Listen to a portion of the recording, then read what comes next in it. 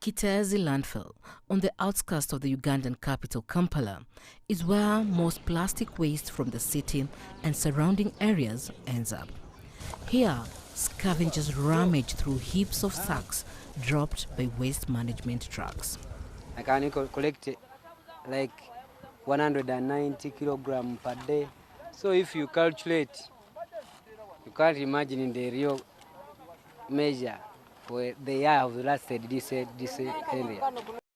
Uganda's plastic waste problem continues to pose a huge problem to the environment. But there are people who are trying to improve the situation. Shamim Nayulima is one of them. She's an entrepreneur who turns plastic bags into school bags. But she says more recycling is needed to deal with the huge amount of plastic waste generated in the country. The problem is really too big that even the recycling rate in Uganda is only 1%. Like 1%. There are no solutions that can solve plastic.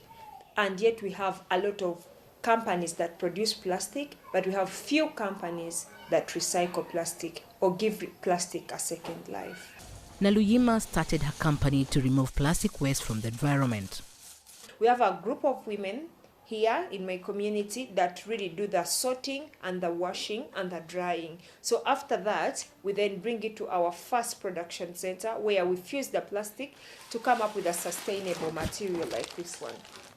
So this is a material that we later cut and then come up with the bags, which bags we later such bags like this.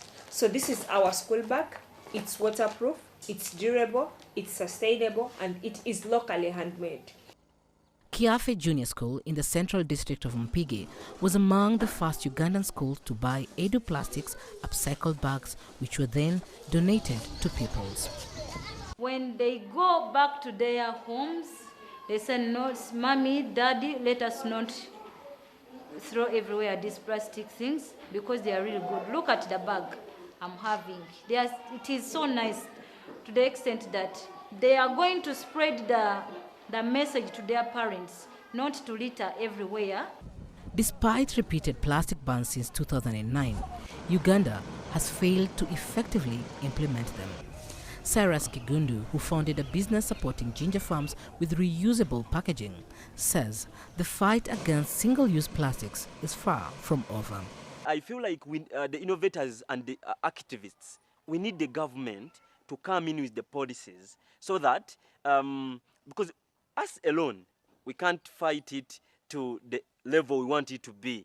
Currently, we are still at the downer level. But with the government coming and put those policies which can enforce the manufacturers, and then we combine the efforts with the innovators, the cyclers, upcyclers, I can see that even in 2 years, the plastic crisis can start going down, decreasing spontaneously. But efforts like Shamim's might be insignificant in the wider picture. People around the world produce more than 430 million tons of plastic annually, 2/3 of which becomes waste. The Organization for Economic Cooperation and Development says the amount of plastic waste produced globally is set to almost triple by 2060, with about half ending up in landfills and a fifth recycled. Chamhono, CGTN.